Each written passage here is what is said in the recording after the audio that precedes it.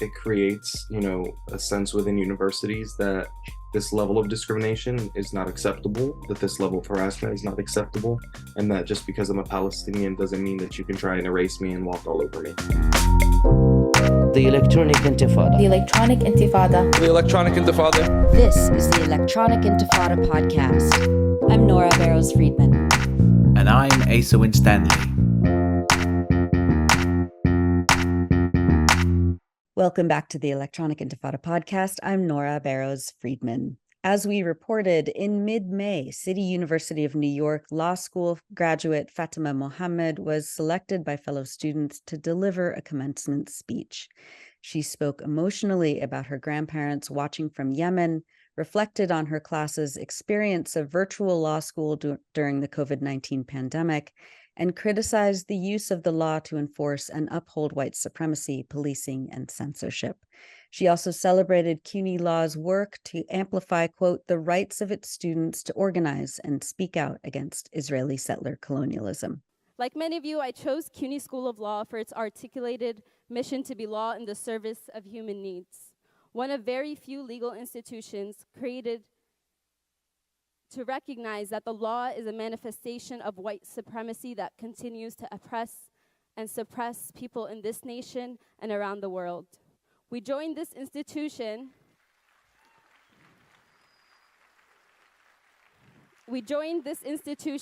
to be equipped with the necessary legal skills to protect our communities, to protect the organizers fighting endlessly day in and out with no accolades, no cameras, no votes, no PhD grants, working to lift the facade of legal neutrality and confront the systems of oppression that wreak violence on them.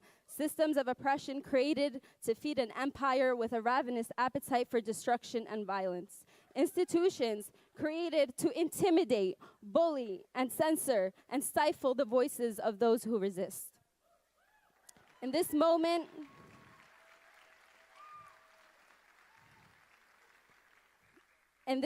of celebrating who we are, I want to celebrate CUNY Law as one of the few, if not the only law school, to make a public statement defending the right of its students to organize and speak out against Israeli settler colonialism.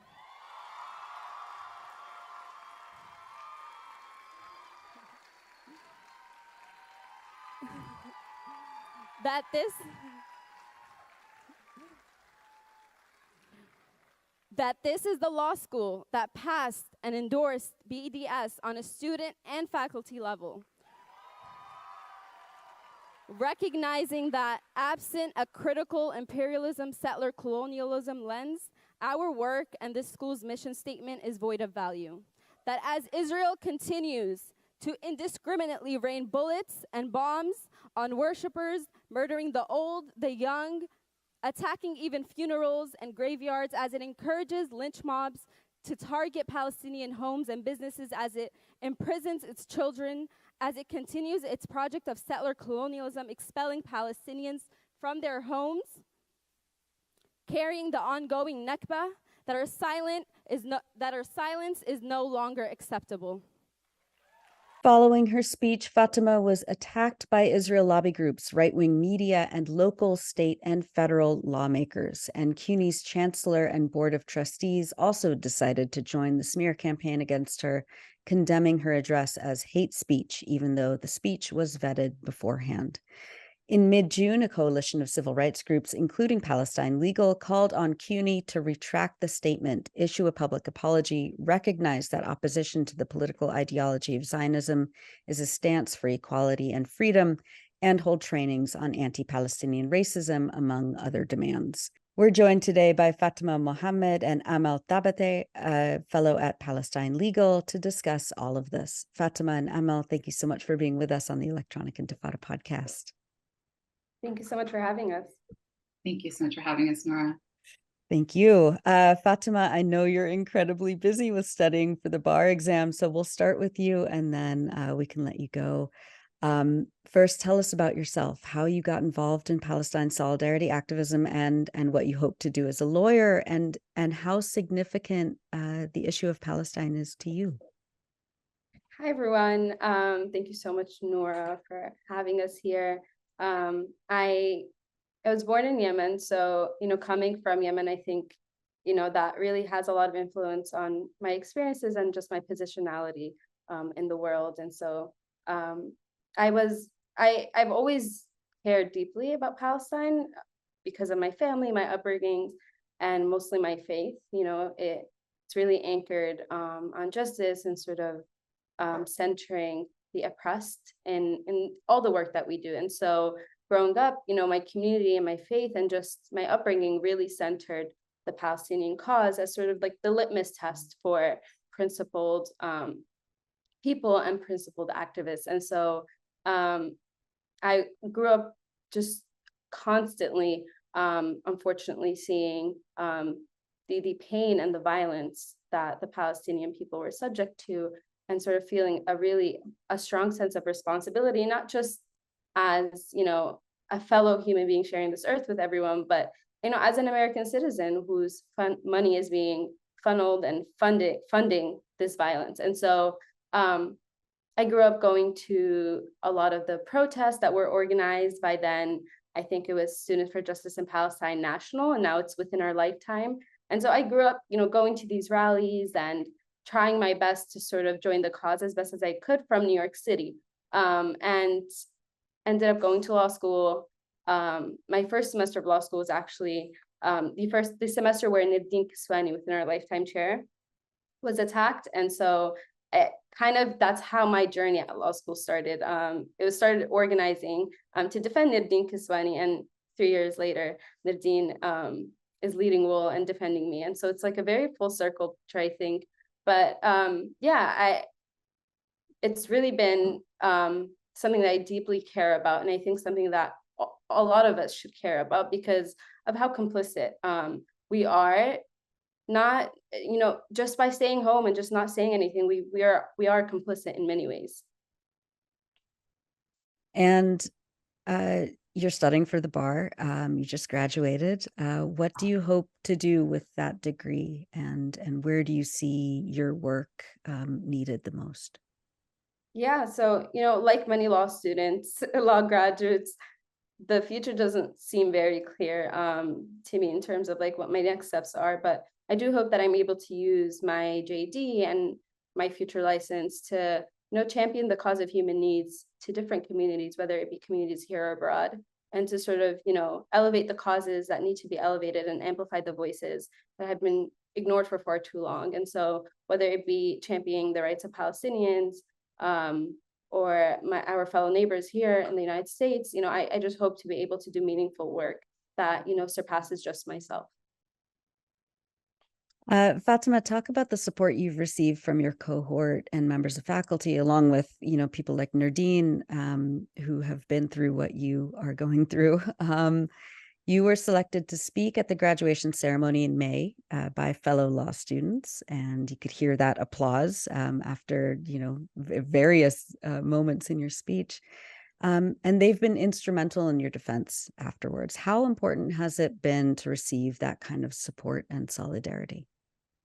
Yeah, from this place and from this tiny room, I really want to send so much gratitude and love to everyone who supported me, faculty, students at CUNY Law and beyond. There has been so much support that it honestly leaves me overwhelmed, and it helps me stay grounded and helps me stay sane in a very difficult time. It's crucial because it's just not about me, right? It's about the principle. And I think for far too long, organizers for Palestinian liberation have, when they're thrown under the bus, they're either immediately forgotten or folks don't feel so comfortable for many different reasons. One being just the vicious smear campaigns we're subjected to come out and defend us. And I think this is one of, it was such a beautiful moment that so many people came out and said, this is actually wrong, and we can no longer continue to, demonize and, subject organizers or people who speak for Palestinian rights to such vicious vitriol from these different groups. And I think, looking from now having a bird's eye view, like it's very looking at our history, it's very normal that people who fight for justice and who are on the right side of justice are not celebrated and are not given their flowers in their due time. And I think, very often at the biggest and most influential civil rights leaders were subjected to such vicious harassment, were attacked and vilified in many different ways, and many were assassinated. And so it's not a unique thing for us as organizers or those who speak out for Palestinian liberation to be subject to such vicious attacks. But I think it's time that we learn from history and we become principled in the way that we defend and in the solidarity that we show. And I think this was it was such a painful but such a beautiful moment where we saw so many people come together and say, no, you can't do that, and it's not okay. And I think it really, really does show that the movement for Palestinian liberation is moving forward and it's growing, and that the masses largely support Palestinian liberation. And the manufactured rage by Zionist groups and elected officials who continue to fail their constituents but have time to harass organizers, that they're not representative of the masses, and they're not representative of the people who do want to see a free Palestine within our lifetime. Absolutely. What advice do you have for other students who take up the issue of Palestinian rights and are scared that they'll be bullied by outside political forces and pro-apartheid lawmakers? Yeah, well, I think I want to start by saying that is a very valid concern and that it is not okay. And so I don't want to misrepresent my enthusiasm as a way of saying that this is sort of, something that should be normalized, because it shouldn't. There should never be a scenario where people who are speaking for liberation, or speaking for Palestinian liberation, Black liberation, Indigenous liberation, are subject to such vitriol, Islamophobic, misogynistic attacks by people in positions of power. I'm a 24-year-old law graduate. In comparison, theoretically, I have no power, which brings me to the second point, which I think is the more optimistic, and it's the point that grounds me the most, and one that I want to deliver to other students and other people who are listening, is that our words hold so much power, and we are so much more powerful than we think. And this entire smear campaign was just evidence of how powerful words are, and how important it is that we speak up, and how important it is that we elevate these causes. And so I think let this moment, or let this fear, be something that inspires you to recognize the power of your words, and in whatever capacity you can. I know folks, not everybody gets the opportunity to do a graduation speech, and seldom do those opportunities come, but in any way that you can, at your workplace, at your home, at your dinner table, wherever you can, to sort of champion the cause and elevate the cause, do so. And there are so many people who are going to come out to support you, and there's so many people who have your back. And this is just a droplet in the water in comparison to the sacrifices that the people in Palestine who are resisting the occupation daily have to go through. And it's just such a tiny sacrifice, at least for me, that's how I view it, to just speak up, especially as people who are, like I said, who are complicit by being Americans and who fund this violence. And I think we're past the awareness stage, right? We're past, the Palestinian people have documented these atrocities. They've documented their displacement. They've documented their houses being bulldozed. They've documented the riots by settlers. They've documented everything. They've documented their pain, the violence, and their suffering. The least that we can do is, honor that in the ways that we can, and defend them and speak alongside them, because they've been shouting and they've been screaming very, very loud, and it's time that we hear them. It just struck me like, how significant it was that not only were you selected to give that speech by your fellow, law graduates and faculty, but that there was just such an enormous amount of applause during it. When you were speaking, that it seemed, like more than consensus. It was like, what was it like for you to talk about, the ongoing Nakba and the violence of Zionism and the Israeli state, and look out and see that audience right there with you? What was that like? I think that was probably one of the most beautiful moments of my life. And it's a moment that I will honor, because it's a moment that's been it's a 3-year process of organizing on campus. These things don't just happen naturally. There was a lot of organizing, a lot of mobilizing that happened on campus to bring about such a beautiful audience. And I think, mainstream and right-wing tabloids and elected officials have been very determined in sort of making me out to be a lone wolf who just went rogue and just took the mic and just said whatever. And that's just simply divorced from the reality of what happened. Anybody who was in the room would have seen my classmates in tears crying in applause, and they would have seen my mother crying in applause, and they would have seen a class and an auditorium standing on their feet, giving applause to sort of recognizing our support for the Palestinian movement for liberation. And I think it's just so beautiful to see, and it's why I felt so inspired, and it's why I still feel so proud of that moment that I did speak about what my classmates entrusted me to speak about. My classmates know who I am. They know who I am, what I'm about, what I organize for, and that is why they selected me to be their class speaker, and they entrusted me with that. And it wasn't just limited to Palestinian liberation, like you said.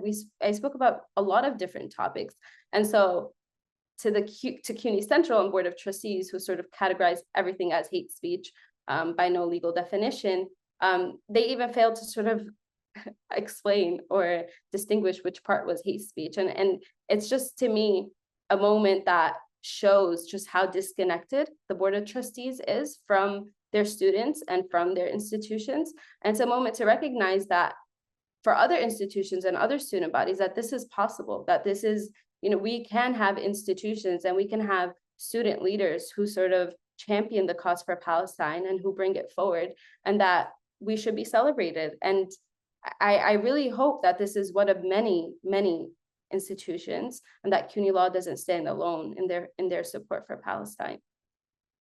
And obviously your support for Palestine isn't going anywhere. And, I mean, I know that you talked about this in a recent interview with Jewish Currents, but, and you said, like, given the chance, not only would you say the same thing in that speech, but that you would do it louder.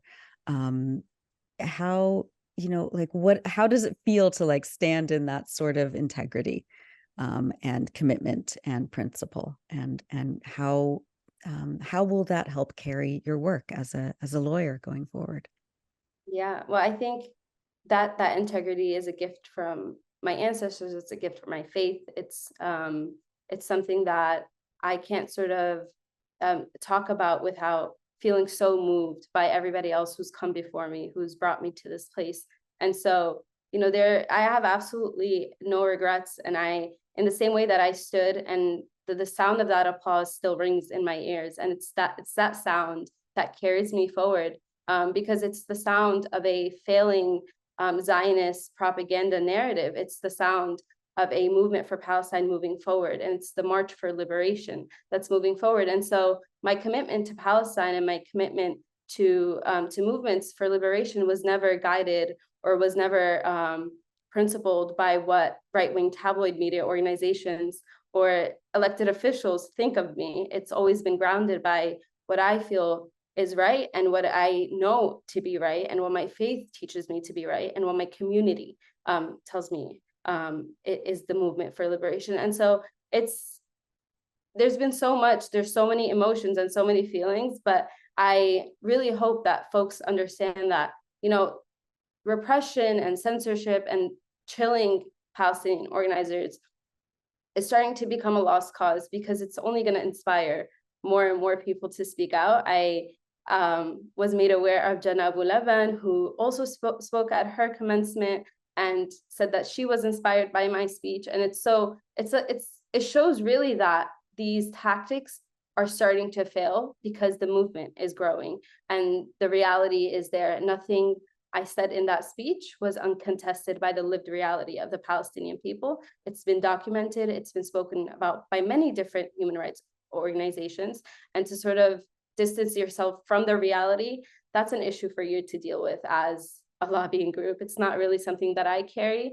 And I think the shame and the regret is theirs to carry, when in years ahead, they will realize that they stood in the wrong side of history. And so I'm really excited for a future of lawyering that's centered around fighting for those who are oppressed, that's centered by my faith, and that's centered by disciplined principles. And I think we can no longer waver when it comes to Palestine. We can no longer exceptionalize Palestine as this sort of radioactive taboo subject, even in liberal spaces. I think we can no longer afford to do that, and we shouldn't. And it's the wrong decision to make. And so to the extent that folks are plugged in and are supporting organizing efforts on the ground, to whether it's for BDS or other missions, I think folks should really take this moment to just one step closer. It does not need to be something where you're like thrusting yourself 100% in, but just take one step closer towards fighting for this movement. Beautiful. Thank you so much. And if you have time, you can continue to join us. Otherwise, we can let you go. I know that you're very, very busy. But I wanted to bring Amal in. Amal, you're the Michael Ratner Justice Fellow at Palestine Legal. You also graduated from CUNY Law yourself. Take us through your initial reactions to what Fatima just said in the context of how students are not just stepping up their opposition to Israeli apartheid and settler colonialism, but facing these kinds of smear campaigns. Yeah, absolutely. And exactly like you said, also a recent CUNY Law graduate, Palestinian American organizer living in New York. So a lot of what Fatima is saying resonates with me, not just in a personal capacity, but also very clearly in our work at Palestine Legal. Fatima has been targeted by anti-Palestinian groups in a very racist, Islamophobic harassment campaign. And like she mentioned, it's been exasperated by public officials and her own university over comments she made in a commencement speech advocating for the liberation of Palestine and justice for all. And Fatima's story is definitely not unique. Over the past decade, we've seen over 2,000 incidents of suppression of advocacy for Palestine. And so Fatima is one of many students who are being censored, punished, and vilified for her advocacy for Palestine. Like Fatima, alluded to, she received resounding applause for her speech when she discussed the harms experienced by Black and Brown communities in the US, the experiences of Palestinians living under settler colonialism, and celebrated CUNY Law's mission of lawyering and in the service of oppressed communities and those in need. And so this targeted campaign against Fatima, which has been exacerbated by public officials, including members of Congress, state lawmakers, and right-wing media outlets, is a harassment campaign that many Palestine activists have faced and are facing. And I think, again, Fatima's story is definitely not unique, and she's one of many, unfortunately. The attacks against Fatima are part of a widespread harassment campaign to shut down criticism of Israel by attacking Palestinians and attacking their supporters. And like we're also seeing in Fatima's case, false and inflammatory allegations of anti-Semitism underlie many of these attacks. These false accusations are employed as a strategy by Israel lobby groups to target and to suppress Palestine advocacy and speech. And these attacks against Fatima fall within this larger and widely criticized effort to silence students and to silence scholars and community advocates who speak out and speak about Palestinian rights by effectively equating criticism of Israel with anti-Jewish hate, and by turning the political ideology of Zionism into a protected class, including by pushing a definition of anti-Semitism that conflates criticism of Israel with anti-Jewish hate. And so, I wanted to sort of place what Fatima is experiencing into this sort of broader context of this widespread harassment campaign that's happening to many activists and students and scholars, not just Fatima. Exactly. Talk a little bit more about the tenor of the backlash. There was one local lawmaker who wrote to the New York State Bar Association demanding that they refuse to let Fatima take the exam. And then we have people like Congressman Richie Torres, Senator Ted Cruz, and others piling on.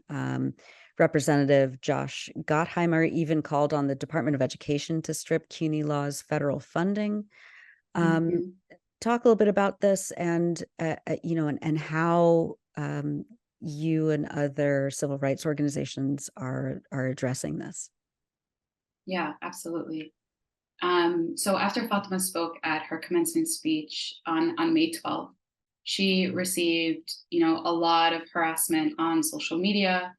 And it began, a huge harassment campaign began against her. And the CUNY Board of Trustees is complicit in fueling the harassment campaign. Like Fatima mentioned, on May 30th, the board and the CUNY chancellor published a statement condemning her speech as hate speech, claiming that it was, quote, a public expression of hate towards people and communities against their religion, race, or political affiliation. This is a very clearly false and harmful characterization that's being weaponized against Fatima, a visibly Muslim and Arab American woman. And so instead of taking steps to address the harassment that Fatima was facing, a student of CUNY joined in on the anti-Palestinian bullying campaign. And CUNY's statement reinforced the smear campaign that was being led by public officials and pro-Israel groups, really resulting in a really severe online harassment campaign and new attacks. The smearing and harassment and intimidation of Palestine rights activists have serious consequences. These attacks harm reputations, they harm careers of students and scholars and workers, and they encourage censorship of activists infringing on their First Amendment rights. And we see that happening with Fatima, exactly like you mentioned, a New York City council member and right-wing anti-Palestinian organizations have called on the character and fitness committees of the New York courts to find her unfit to practice law and to deny her admission to the bar. And there's also been a role of the IHRA definition here too, and that's been at play as well. On June 6th, like you mentioned, Representative Gottheimer wrote a letter to the Department of Education demanding the defunding of CUNY law on the premise that Fatima's speech constituted a violation of the Title VI of Civil Rights Act of 1964. And so in his letter, Gottheimer references one of the distorted IHRA definitions illustrative examples. And this really illustrates how the weaponization of IHRA is contributing to a dangerous erosion of First Amendment rights to dissent on issues of critical public concern, and is an escalation of anti-Palestinian bias and anti-Palestinian discrimination. And it really speaks to larger efforts that are being led by pro-Israel groups that are lobbying the Department of Education's Office for Civil Rights to adopt the IHRA definition in order to use it as a guide when investigating Title VI complaints. You also mentioned the federal bill, I believe that Representative Mike Lawler introduced to block funding to US schools that allow events where students criticize Israel. So this too, is speaking to this larger tactic that has resulted in hundreds of bills that have been introduced in state legislators in the US Congress targeting Palestine advocacy. And so we're seeing the targets and harassment coming from many different sources. And I think, again, like it has really escalated in ways that I think even took me a bit to surprise. While I'm not surprised to see the harassment of Palestine advocates or the intimidation or the cyberbullying, I was very surprised to see so many different, actors at play here attacking Fatima, and really surprised to see the public statement condemning it as hate speech, like Fatima mentioned, by no legal definition. We expressed a lot of these concerns in our coalition letter. It sort of expressed the different ways in which the statement and this campaign has, severe concerns as it relates to First Amendment rights and state and federal discrimination laws and Title VI concerns as well. And like you mentioned, in our letter, we're demanding that they retract the statement and issue an apology. But I think, a lot of the harm has been done, but this is sort of the least that CUNY can do. And has there been any communication from CUNY yet? that you know Yeah. of since you sent the letter? We have not heard from CUNY yet, so it's just been silence from their end. And Fatima, you wanted to jump in. Yeah, I think I really just wanted to underscore sort of contextualizing what's happened to me and understanding that this is not sort of like an individual viral sort of disorganized kind of something that just like randomly escalated, right? I think when we look at it sort of from the bigger picture, the rage in itself was manufactured, right? Like you're talking about a student who gives a speech, the whole room is in applause, and then 2 weeks after that speech is done, between like the day and night, you wake up to like New York Post at your home and sort of an entire campaign being thrusted and being a target of a national hate campaign where my livelihood and my safety was placed at risk, you know? And so sort of understanding that it's part and parcel of a larger deliberate campaign that seeks to not only militarize public schools and CUNY here specifically, but it's attempting to deepen ties that CUNY has and these public institutions have to Israel and to other oppressive institutions and regimes. And so, and I just one last thing I really wanted to add was in this last month, right, and in those 2 weeks that the hate campaign was at its height against me, as mainstream media continued to defame and incite violence against me, and as they caved in and allied with the Israeli lobby against me, Israeli occupation forces admitted to shooting Mohammed Tamimi in the head at just 2 years old. And on June 8th, at the heels of the anniversary of the murder of Shireen Abu Akleh, Israel attempted to murder not one but two journalists, Mu'min and Rabia. And these were journalists wearing their vests, and they were documenting the atrocities and the violence that was happening to them.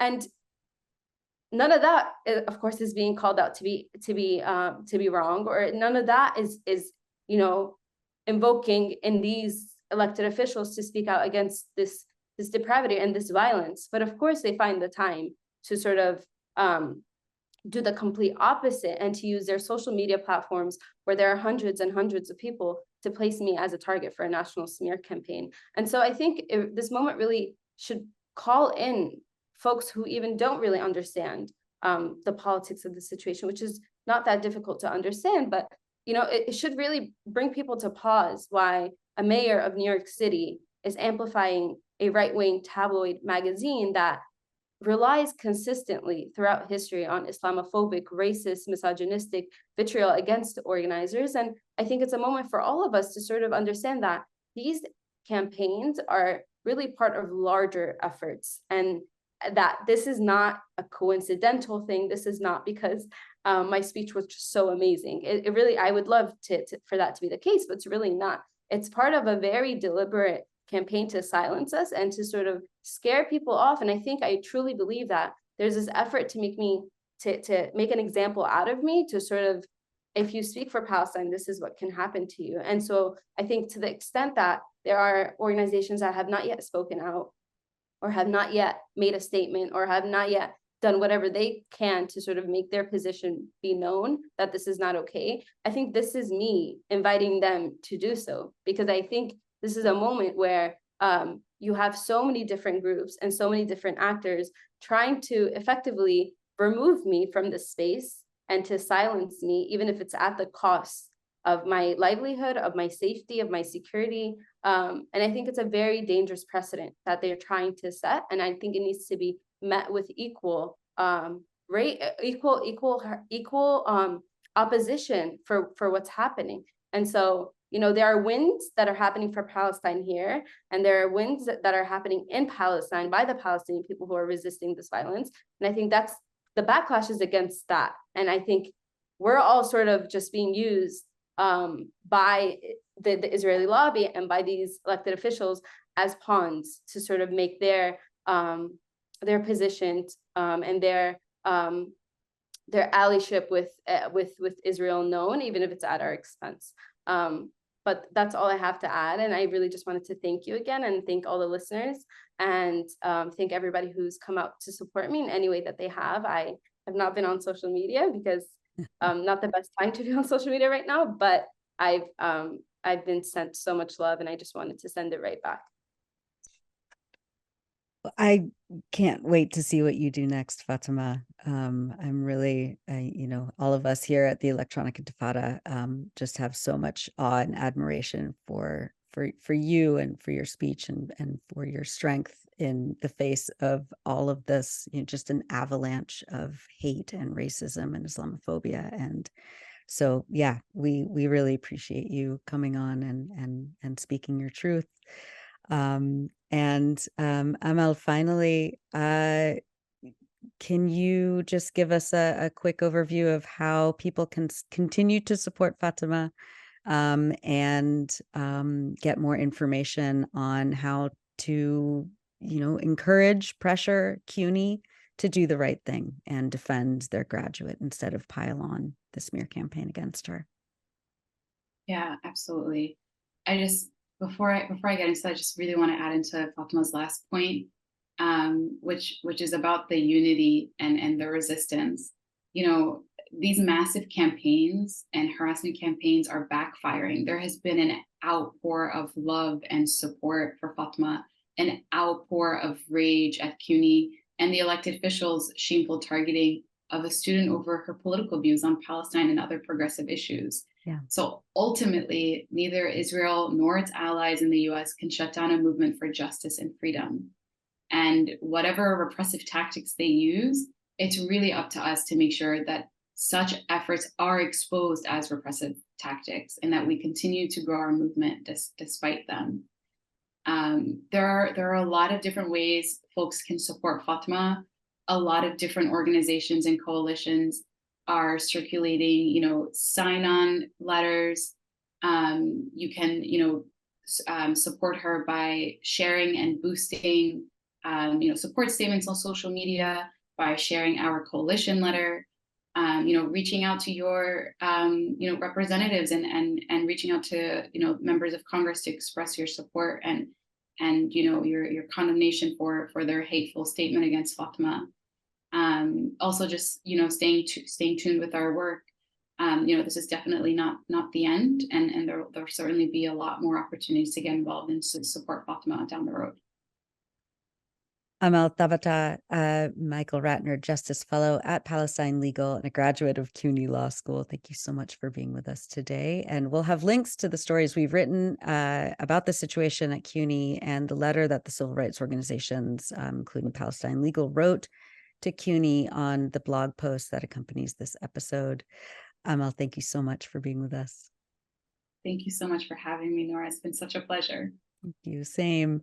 And please stay tuned. We'll be right back with Radhika Sainath, Senior Staff Attorney at Palestine Legal, and her client Ahmad Daraldek to talk about a developing situation involving how he's fighting back against a similar smear campaign orchestrated by Israel lobby groups and lawmakers in Florida, all the way from 2020 until now.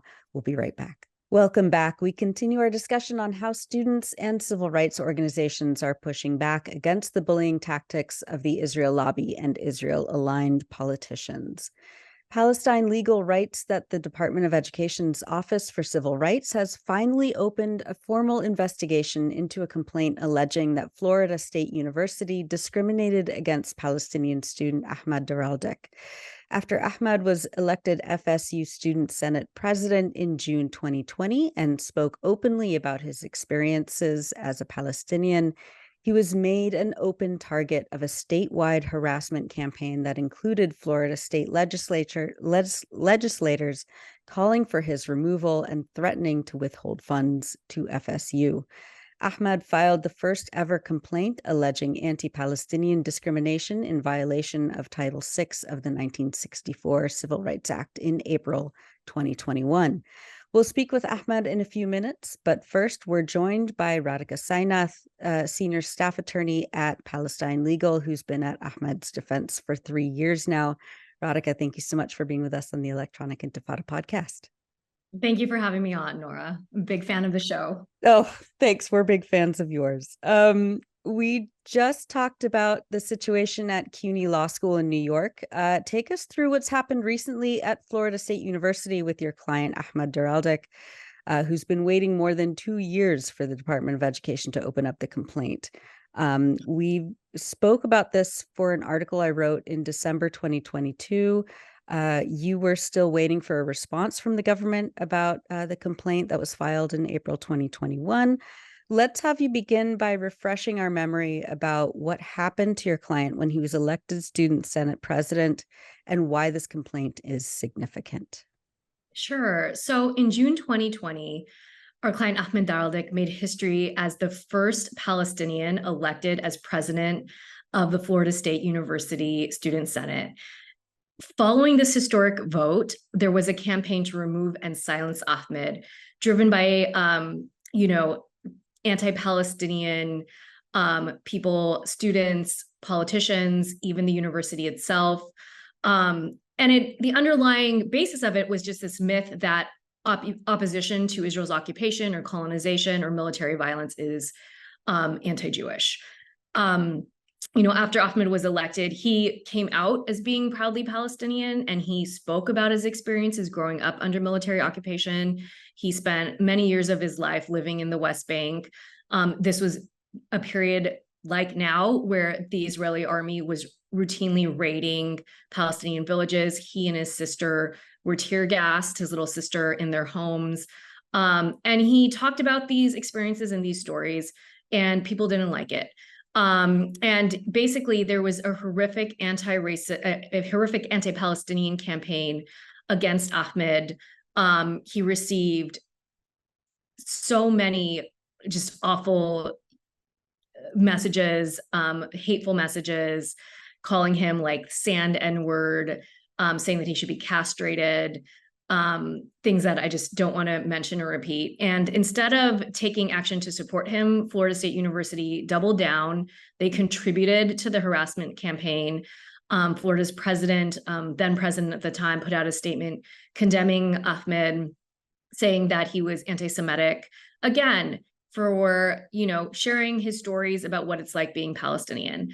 So, after filing numerous complaints, Ahmed filed them himself, actually, and tried to get support from the university and got radio silence. We basically resorted to filing the first ever complaint alleging a hostile environment based on anti-Palestinian discrimination in violation of the Title VI of the Civil Rights Act of 1964.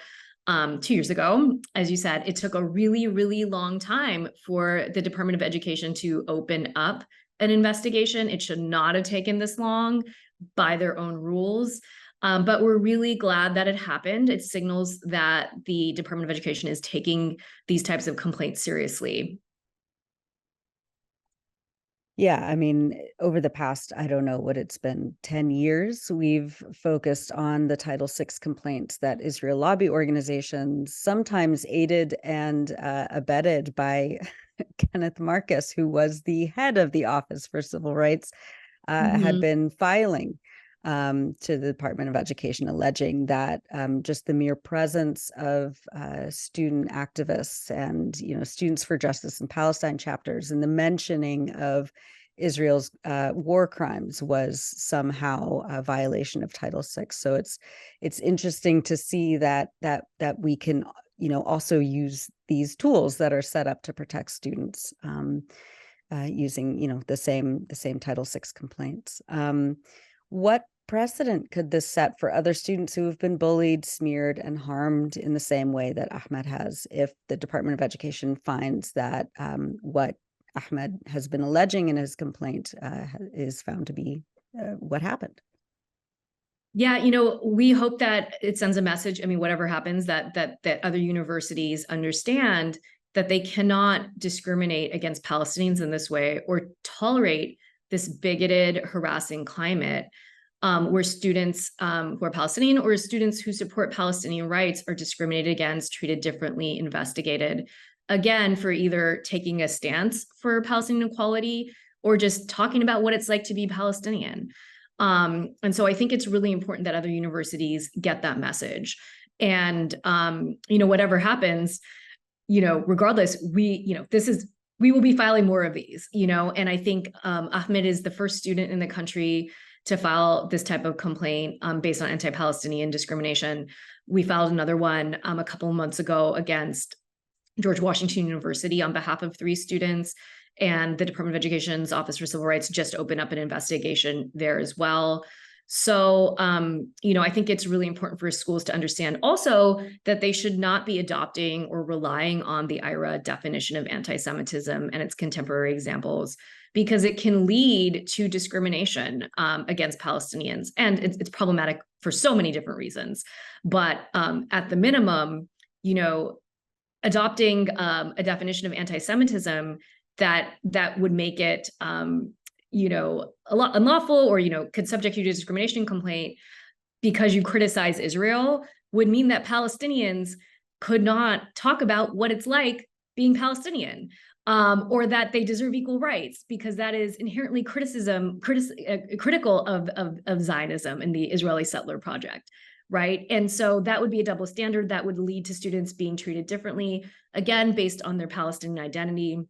So I think it's really important that universities understand that they will just, be embroiled in a morass of discrimination complaints if they adopt this definition. So one of the things that we're asking for is for the Department of Education's Office for Civil Rights to make sure that universities don't adopt or rely on this definition as well. Right. Let's talk more about that. Especially in Florida, the IHRA definition and anti-BDS legislation has played a part in the situation for students being harassed in Florida. When we first reported on the story on the situation at FSU in 2020, students were worried that these draconian censorship measures would invite more harassment and smear campaigns onto students who advocate for Palestinian rights. In 2019, Florida's notorious governor, Ron DeSantis, signed a bill redefining anti-Semitism and making it illegal to speak out in public institutions against Israel's human rights violations, essentially adopting, full bore the IHRA definition. Can you talk about the legal landscape in Florida for students who believe that Palestinians should have human rights? Sure. So, and I just want to be clear for your Florida listeners. Yeah. The Constitution is the highest law of the land. So even though there are these attempts in Florida and in other states to chill speech supporting Palestinian rights, or to pass these definitions to make it critical, to make it, to subject you to discrimination complaints. If that happens to you, please do contact us, because you do have free speech rights under the First Amendment to criticize Israel to the same degree that you can criticize any other country. It is unlawful for a state or a city or a university, that's public, to say, to treat speech supporting Palestinian rights differently from other types of speech. That's called viewpoint discrimination, and it's unlawful. The First Amendment does not allow for it. So I think that's really important to understand.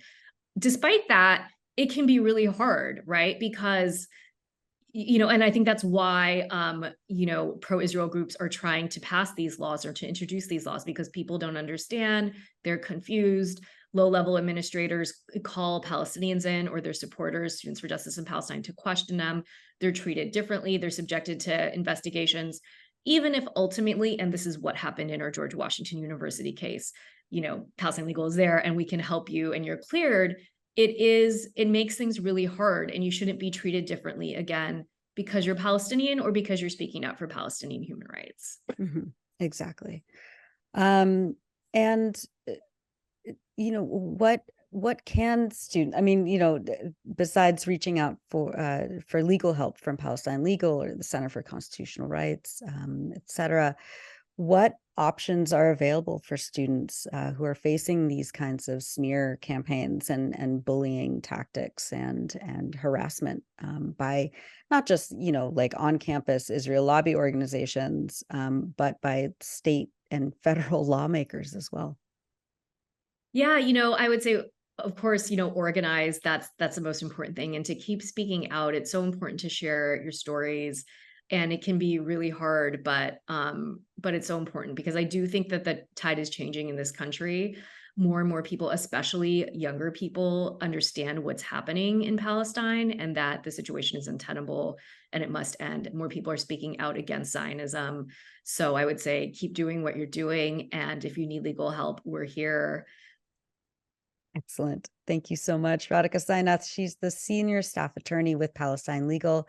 Thanks for all you do, and we'll be right back with Ahmed Daraldik. Welcome back. I'm now joined by Ahmed Daraldik, who we spoke to in 2020 when he was at the center of attacks by Florida lawmakers and Israel lobby groups.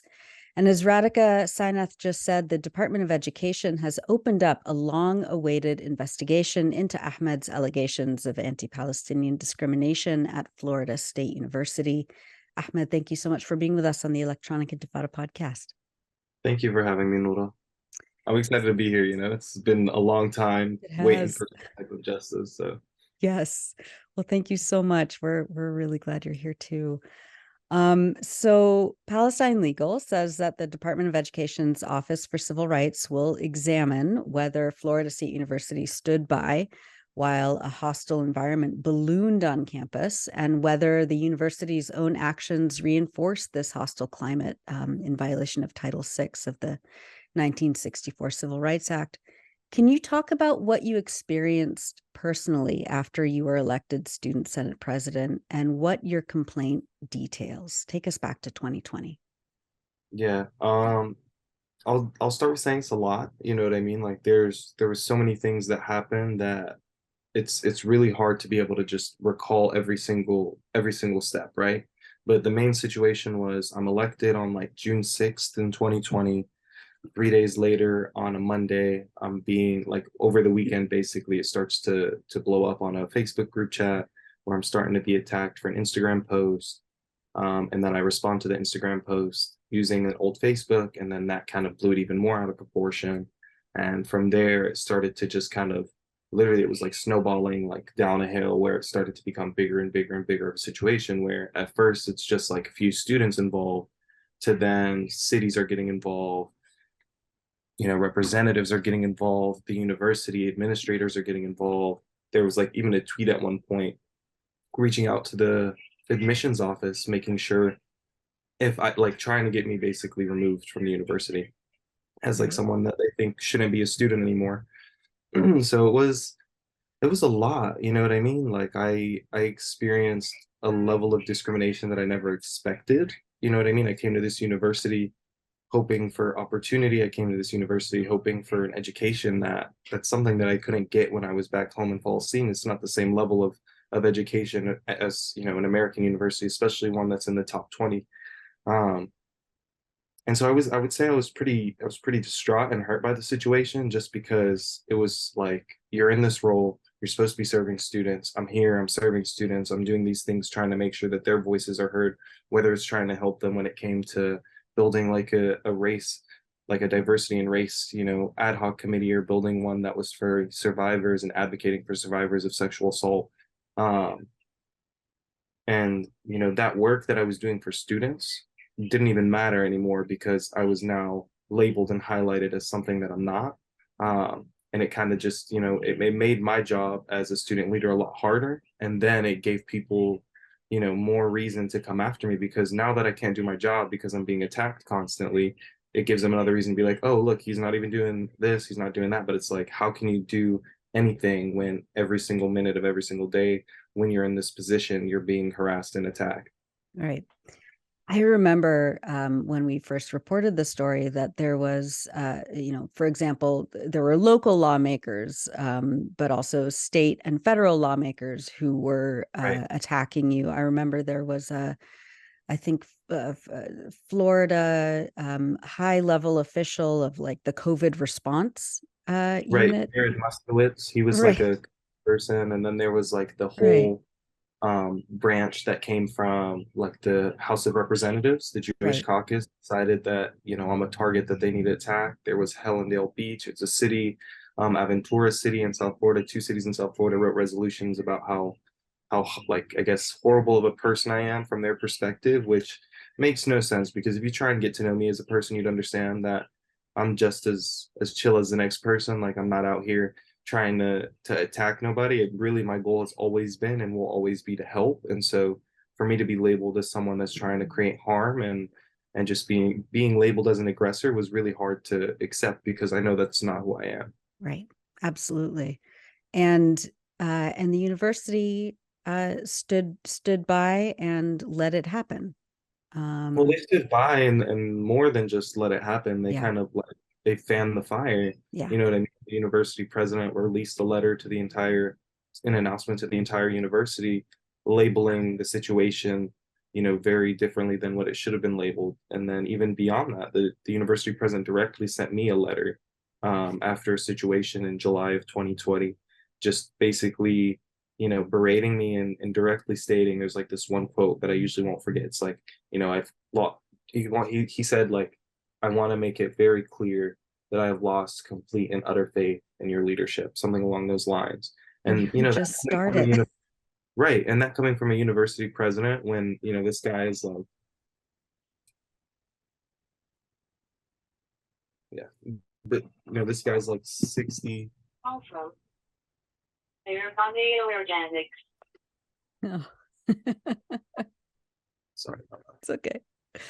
But that coming from somebody who's, he's like 60, 70, I don't know how old the guy was, you know what I mean? President Thrasher was an older gentleman.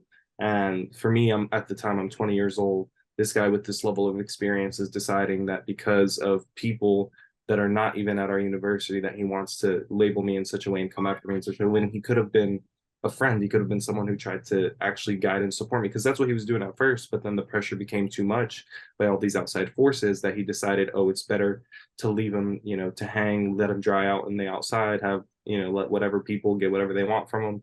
And it's not my situation anymore to deal with. You know what I mean? So it was tough to realize that was the level of kind of, mindset that I was dealing with all these people, that they were on this wavelength of, attack, when I'm always like somebody who wants to bring people in. So it was very very much a different experience, sorry, but it's something that I think helped me grow a lot as a person and understand how people work better, and kind of push me to put myself in spaces that actually need me versus being in spaces that are just going to cause hurt, Yeah. And 3 years later, you've obviously graduated. Talk about what you're doing now, and if the smear campaign still affects you today. Well, truthfully, I've been wanting to graduate. I haven't been able to graduate yet because of what I went through. I've been behind in my coursework, and I haven't really found that moment to catch myself and be like, okay, you're done. Like, I've been wanting to graduate for almost like 2 years now. Like, if I didn't do all the things that I did, if I wasn't in student government, if I didn't fight back, I probably would have graduated in 2022. But we're already in 2023, and because of everything I went through, and because of that level of trauma that was left on me with no support, really was just something that was kind of overwhelming for me to really process and understand, that I allowed my schoolwork to fall behind when I should have been focusing on that. Excuse me.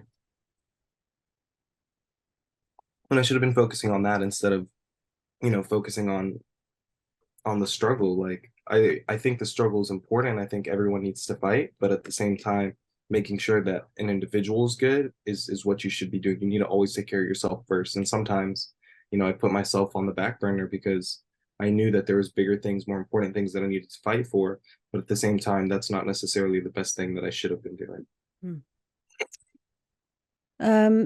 Ahmed, how significant is it that the Department of Education opened up this investigation, even though it took about 4 times as long as other complaints the department receives to be processed and opened? What's your reaction on the DOE finally saying, yes, we'll start an investigation? Well, I was definitely frustrated that it took this long. You know what I mean? Like, I was like, okay, how much longer? Like, every year I'm still waiting. I'm waiting.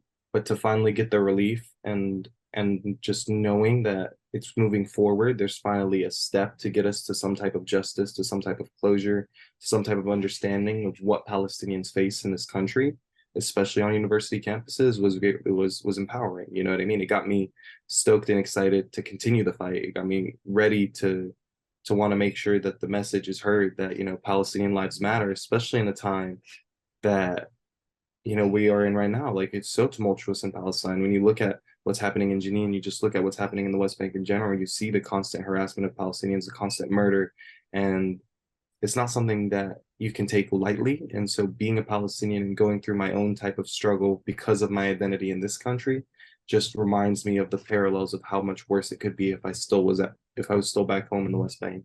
Mm, mm. And how is your family and community in the West Bank right now? I think all the people from my family specifically, they should be okay. I haven't heard anything about them being like in some type of injured situation, but at the same time, you never know. Things can switch at the flip of a hat, flip of a coin. You know what I mean? There's no idea when something will happen. It's just you always have to be prepared that something bad will/could happen because the Israeli occupation forces are a force that doesn't necessarily want to be predictable. They're intentionally doing things to play with Palestinians' heads, to intentionally manipulate them and get them to act in a way so that they can justify their horrific actions. Yeah.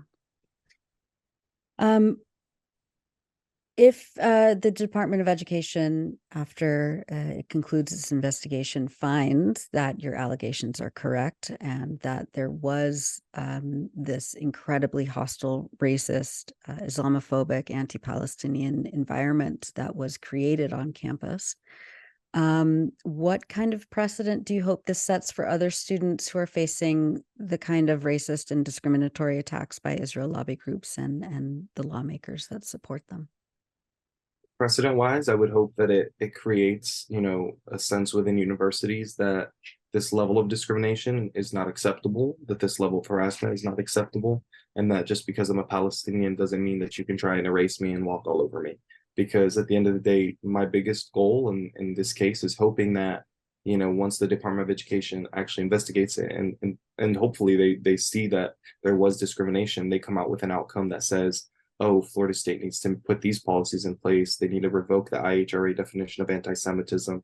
They need to create an Arab student union. They need to create these different bases of knowledge to help people understand what being a Palestinian is and kind of the true foundation of what that conflict, I use the term very, very lightly and loosely because I don't believe it's a conflict. It's an occupation, it's a genocide. But you know what I mean? But actually talking about it, about the realities of what's going on. And even beyond that, I think I deserve an apology. I think any person that faces this level of harassment deserves an apology. And even beyond that, they need to make sure that I graduate because the only reason that I'm not on track is because of their actions. And it's there's only so much that one person can do and say unless other people understand that, I'm not speaking from nowhere. I'm speaking because, there's backing, there's evidence of what I went through. And it's something that wasn't easy and it's something that wasn't acceptable whatsoever. You know what I mean? No person should have to face that level of harassment, no matter who they are, no matter what they're doing, because at the end of the day, it's not something that's beneficial to society and it's not beneficial to human interaction and human connection in general. Yeah. What advice do you have to other students who saw what was happening to you 3 years ago and see what's happening to students, graduates like Fatima Mohammed? I would say, stand in your truth.